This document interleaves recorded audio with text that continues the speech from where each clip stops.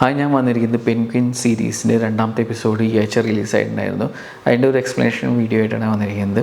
First episode കണ്ടതിൻ്റെ അതേ ഇമ്പാക്റ്റിൻ്റെ second എപ്പിസോഡിലും ഉണ്ടായിരുന്നു. അത്രയ്ക്ക് തന്നെ എൻഗേജിങ് ആയിരുന്നു സെക്കൻഡ് എപ്പിസോഡ്. തുടക്കം തന്നെ കാണിക്കുന്നത് പെൻഗ്വിൻ ഫാൽക്കനെ കൊന്നതിൻ്റെ ഇതിൽ നിന്ന് രക്ഷപ്പെട്ട് മറോണിയുടെ എഗെയിൻസ്റ്റ് ആക്കിയിട്ട് ആൾ അവിടെ നിന്ന് രക്ഷപ്പെടുന്നുണ്ട് നമ്മുടെ സോഫിയയുടെ കയ്യിൽ നിന്ന്. പക്ഷേ ഇത് അവർക്ക് മറ്റേ മറോണിക്ക് മനസ്സിലായി ഇവൻ അവർക്കിട്ട് പണിതാന്ന്. പക്ഷേ അവർ പറഞ്ഞു ബിട്രയൽ സഹിക്കാൻ തയ്യാറാണ്, പക്ഷേ നീ അവരുടെ ഫാൽക്കൻസിൻ്റെ പുതിയ ഡീല് നീ പറഞ്ഞായിരുന്നെന്ന് പറയും. ഇപ്പോൾ ഇവൻ പറയും ശരി എന്ന് പറഞ്ഞിട്ട് അവൻ മറോണിക്കാർക്ക് ഫാൽക്കൻ്റെ പുതിയ ഡീൽസ്, അതേ സോഫിയ തുടങ്ങാൻ പോകുന്ന പുതിയ ഡീലിന് വേണ്ടിയിട്ട് പറഞ്ഞു കൊടുക്കും. അതേസമയം തന്നെ ഇപ്പുറത്തെ സൈഡിലാണെങ്കിൽ ഫാൽക്കൻ്റെ മരിച്ചുപോയ കാരാമിൻ ഫാൽക്കൻ്റെ ബ്രദർ ലൂക്ക ആ സ്ഥാനം ഏറ്റെടുക്കുകയാണ്. ആള് ഹെഡ് ഓഫ് ദി ഫാമിലി ആവുന്നു. പിന്നെയുള്ള സീൻ കാണിക്കുന്നത് പറഞ്ഞാൽ നമ്മുടെ പെൻഗ്വിൻ്റെ അമ്മയ്ക്ക് വയ്യായ കൂടുന്നു. പുള്ളിക്കാരി ഡെയിലി കാര്യങ്ങളൊക്കെ മറന്നു തുടങ്ങി. ടെമൻറ്റിയ എന്ന് പറഞ്ഞ ഒരു അസുഖത്തിൻ്റെ ലക്ഷണങ്ങൾ കാണിക്കാൻ തുടങ്ങി. ഇപ്പുറത്താണെങ്കിൽ സോഫിയ ആണെങ്കിൽ ശരിക്കും ബ്രദർ മരിച്ചതിൻ്റെ ആ ഷോക്കിൽ നിന്ന് വിട്ടുമാറിയിട്ടില്ല. പുള്ളിക്കാരി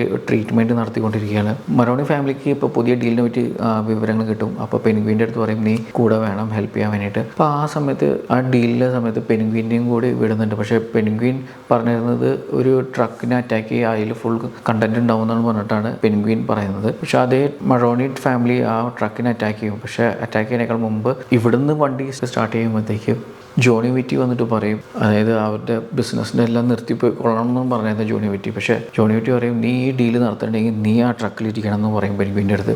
പക്ഷേ പെൻഗ്വിൻ ആ സമയത്ത് മറോണിയുടെ അടുത്ത് പറഞ്ഞിരുന്നത് ആ ട്രക്കിൽ അറ്റാക്ക് ചെയ്യാനാണ് പറഞ്ഞിരുന്നത്. അപ്പോൾ സമയവും പറഞ്ഞിട്ടുണ്ടായിരുന്നു. അപ്പോൾ ഈ ട്രക്ക് നല്ലൊരു ടെൻഷൻ ബിൽഡിങ് സീനായിരുന്നു. പെൻഗ്വിൻ ആ സമയത്ത് ട്രക്കിലിരിക്കുന്നു. അപ്പോൾ ആ ടൈം ആവാറാകുമ്പോഴത്തേക്കും പതുക്കെ പെൻഗ്വിൻ ബാക്കിലേക്ക് ഇറങ്ങുന്നു. ബാക്കിലേക്ക് ഇറങ്ങിയിട്ട് അപ്പോഴത്തേക്കും അറ്റാക്ക് ചെയ്യുമ്പോൾ അതിൻ്റെ ട്രക്കിൻ്റെ ഡ്രൈവർ വെടികൊള്ളുന്നു. അതിൻ്റെ ഉള്ളിലത്തെ ആൾക്കാരെ പെൻഗ്വിൻ കൊല്ലുന്നു. അപ്പോഴത്തേക്കും മറോണിയുടെ ആൾക്കാർ ആ ട്രക്കിൻ്റെ ഉള്ളിൽ കയറുന്ന സമയത്ത് ഡ്രൈവറിന് മനസ്സിലാവും പെൻഗ്വിൻ ചതിച്ചു. അപ്പോൾ വെടി വയ്ക്കുന്ന സമയത്ത് വെടി കൊള്ളുന്നത് മറോണിയുടെ ആൾക്കാണ്. അതിനുശേഷം പെൻഗ്വിൻ പുറത്തേക്ക് ഇറങ്ങുമ്പോഴത്തേക്കും ഫാൽക്കൻ്റെ ആൾക്കാർ പുറത്തേക്ക് വരുന്നത്. അപ്പോൾ പെൻഗ്വിൻ മനസ്സിലായി പണി പാടി മൊത്തത്തിൽ. വേഗം ആ സമയത്ത് പെൻഗ്വിൻ ട്വിസ്റ്റ് കളിക്കുകയാണ്, നമ്മുടെ ഫാൽക്കൻ്റെ ആൾക്കാരെ രക്ഷപ്പെടുത്തി തിരിച്ചു കൊണ്ടുപോകുന്നത്. അപ്പോൾ ശരിക്കും പറഞ്ഞാൽ മറോണിയുടെ ആൾക്കാർ സാധനങ്ങൾ കൊണ്ടുപോയി, പക്ഷേ ഫാൽക്കൻ്റെ ആൾക്കാരെ പെൻഗ്വിൻ രക്ഷപ്പെടുത്തി. പെൻഗ്വിൻ ഫാൽക്കൻ്റെ ഫാമിലിയുടെ അടുത്തേക്ക് ചെല്ലുമ്പോഴത്തേക്കും പറയും എനിക്ക് ആ സമയത്ത് ഇമ്പോർട്ടൻ്റ് ആയിട്ട് തോന്നിയത് ഫാൽക്കൻ്റെ ഫാമിലിനെ രക്ഷപ്പെടുത്താനാണ് പ്രൊഡക്റ്റിനേക്കാളും. അപ്പോഴത്തേക്കും സോഫിയ പറയും ശരിയാണ്, അതാണ് ഇമ്പോർട്ടൻസ്. പക്ഷേ ആരാണ് അതിന് പിന്നിൽ കളിച്ചത്, ആരാണ് ഒറ്റ കൊടുത്തത് നമ്മുടെ ഈ ഡീലിനെ പറ്റിയിട്ട്, അത് നമുക്ക് കണ്ടുപിടിക്കണം എന്ന് പറഞ്ഞിട്ട് എല്ലാവരും മുന്നിൽ വെച്ച് സോഫിയ എല്ലാവരെയും കൺവിൻസ് ചെയ്യും. അതേസമയം തന്നെ നമ്മുടെ സോഫിയ ഒരു ഡിറ്റക്റ്റീവിനെ കാണും. ആ ഡിറ്റക്റ്റീവ് ശരിക്കും പറഞ്ഞു കഴിഞ്ഞാൽ സോഫിയയുടെ അച്ഛൻ മാനേജ് ചെയ്യുന്ന സമയത്ത് ആളുടെ അണ്ടറിൽ വർക്ക് ചെയ്യുന്ന ഒരു പോലീസ് ഡിറ്റക്റ്റീവാണ്. ശരിക്കും പറഞ്ഞാൽ ബ്രൈബ് കൊടുത്ത് വളർത്തിക്കൊണ്ടിരുന്ന ഒരു ഡിറ്റക്റ്റീവ്. പുള്ളിക്കാരിയും ഒരു കുറച്ച് കാശ് ഓഫർ ചെയ്യും. വന്നിട്ട് പറയും ആരാണ് ഇതിൽ ഒറ്റ കൊടുത്തതെന്ന് നിങ്ങൾ കണ്ടുപിടിച്ച് തരണമെന്ന് പറയും. ഇപ്പോൾ ഈ പോലീസ് ഓഫീസർ എന്ത് ചെയ്യും, പോലീസ് ഓഫീസർ നേരെ ആ വെടി കൊണ്ട മറോണിയുടെ ആളെ അവനെ ഹോസ്പിറ്റലിൽ നിന്ന് കിഡ്നാപ്പ് ചെയ്തിട്ട് സോഫിയനെ ഏൽപ്പിക്കും. പക്ഷെ അയാൾക്ക് ആ സമയത്ത് ഒരു പകുതി ബോധമുള്ള വെടി കൊണ്ടാകുന്നുണ്ട്. അപ്പോൾ പുള്ളിക്കാരിയുടെ അവിടെ വീട്ടിലാണെങ്കിൽ ഫിനറൽ കഴിഞ്ഞതിൻ്റെ ഫംഗ്ഷൻ നടന്നുകൊണ്ടിരിക്കുകയാണ്. അപ്പോഴാണ് ഇയാളെ കൊണ്ടുവരുന്നത്. സോഫിയയുടെ ഹിഞ്ച്മാൻ്റെ അടുത്ത് പറയും ഇയാളെ ബേസ്മെൻറ്റിൽ നിർത്തി നമുക്ക് കുറച്ച് കഴിഞ്ഞിട്ട് ചോദിച്ച് മനസ്സിലാക്കും ആരാണ് ഇതിന് പിന്നിൽ കളിച്ചതെന്ന്. അതേസമയം തന്നെ നമ്മുടെ സാൽവറ്റോറിൻ്റെ വൈഫ് നാദിയ ഓസിനെ വിളിപ്പിക്കും. നമ്മുടെ പെൻഗ്വിനെ വരുത്തിച്ചിട്ട് പറയും നമ്മുടെ ആൾക്കാരെ ഹോസ്പിറ്റലിൽ നിന്ന് കിഡ്നാപ്പ് ചെയ്ത് കൊണ്ടുപോയിട്ടുണ്ട്. അപ്പോൾ ഒന്നില്ലെങ്കിൽ നീ അവനെ രക്ഷപ്പെടുന്ന, അല്ലെങ്കിൽ നിന്റെ പേര് അതിൽ റിവീലാവും ഇതിൻ്റെ പിന്നിലൊക്കെ കളിച്ചത്. അപ്പോൾ നീ എന്തായാലും ഞങ്ങളുടെ ആൾക്കാരെ സോഫിയുടെ കയ്യിൽ നിന്ന് രക്ഷപ്പെടുത്തണമെന്ന് പറയും. അപ്പോൾ പെൻഗ്വിൻ കൂടുതൽ ടെൻഷനാവും. പെൻഗ്വിൻ ആ സമയത്ത് ചിന്തിക്കുന്നത് രീതി എന്ന് പറഞ്ഞു കഴിഞ്ഞാൽ ജോണി വിറ്റിനെ കൾപ്പിട്ടാക്കാൻ വേണ്ടിയിട്ടാണ് പ്ലാൻ ചെയ്തത്. അപ്പോൾ വിക്ടറുടെ അടുത്ത് പറയും കുറച്ച് ഓർണമെൻറ്റ്സ് ഉണ്ട്, അത് ജോണി വിറ്റിയുടെ കാറിൽ പ്ലാൻ ചെയ്യണം. അതേസമയം തന്നെ നമ്മുടെ പെൻഗ്വിൻ എന്നാണെങ്കിൽ ആ ഫ്യൂണറൽ ഫംഗ്ഷനിലേക്ക് ചെന്ന് എവിടെയാണ് ഇവനെ ഒളിപ്പിച്ച് വെച്ചേക്കണേ, നമ്മുടെ മറോണിയുടെ ഹിഞ്ച്മാനെ എവിടെയാണ് ഒളിപ്പിച്ച് വെച്ചേക്കണേന്ന് കണ്ടുപിടിക്കുകയാണ് നടക്കും. അങ്ങനെ മനസ്സിലാവും ബേസ്മെൻറ്റിലാന്ന്. ആ ഫ്യൂണറൽ ഫംഗ്ഷനിൽ പക്ഷേ നമ്മുടെ സോഫിയയുടെ ഒരു മാനറിസംസ് ഉണ്ട്, അടിപൊളിയാണ്. ഭയങ്കര ഹോറിഫൈങ്, ഭയങ്കര സ്കെയറി സംഭവമാണ് കാണിക്കുന്നത് പുള്ളിക്കാരി.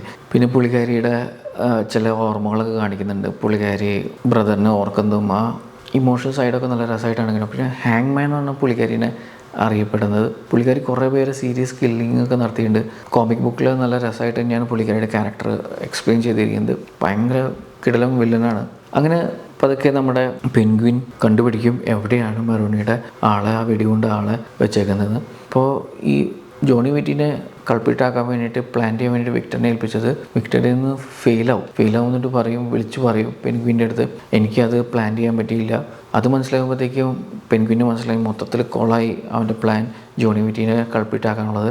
അവൻ എന്ത് ചെയ്യും, ആ സമയം തന്നെ അവൻ്റെ സ്വിച്ച് നൈഫ് വെച്ചിട്ട് മെറോണി എർവണിനെ കുത്തിക്കൊല്ലും. അപ്പോൾ ഫാമിലി ഹെഡിന് പെൻഗ്വിൻ പതുക്കെ ഗ്രാജുവലി അറിയിക്കും ബേസ്മെൻറ്റിൽ ഇങ്ങനൊരു സംഭവം നടക്കുന്നുണ്ട്. ഫാമിലി ഹെഡ് നമ്മുടെ ലൂക്കയ്ക്ക് സോഫി ഇങ്ങനെ ആളറിയിക്കാതെ കളിക്കുന്നത് കാണുന്നത് അത്രയ്ക്ക് ഇഷ്ടമായില്ല. ഇപ്പോൾ പുള്ളിക്കാരൻ വേഗം ബേസ്മെൻറ്റിലേക്ക് അന്വേഷിച്ചല്ലോ. അവിടെ ചെല്ലുമ്പോഴാണ് മനസ്സിലാവണേ ഈ എർവേഡിനെ ആരോ കുത്തിക്കൊന്നിരിക്കുന്നു. അപ്പോൾ സോഫിയുണ്ട്, ലൂക്കയുണ്ട്. രണ്ടുപേരും നോക്കുമ്പോൾ എർവേഡിനെ ആരോ കുത്തിക്കൊന്നതാണ്. വേഗം വീട് സീൽ ചെയ്യും. എന്നിട്ട് ഓരോരുത്തരുടെ അടുത്ത് ചെക്ക് ചെയ്യും. ഏതൊരു നൈഫ് വെച്ചിട്ടാണ് കുത്തി കാണും. അപ്പോൾ അതിൻ്റെ പ്രൂഫ് കിട്ടും എന്ന് പറഞ്ഞിട്ട് ആ നൈഫ് അന്വേഷിച്ച് എല്ലാവരുടെയും ബോഡിയിൽ ചെക്ക് ചെയ്യാൻ തുടങ്ങും.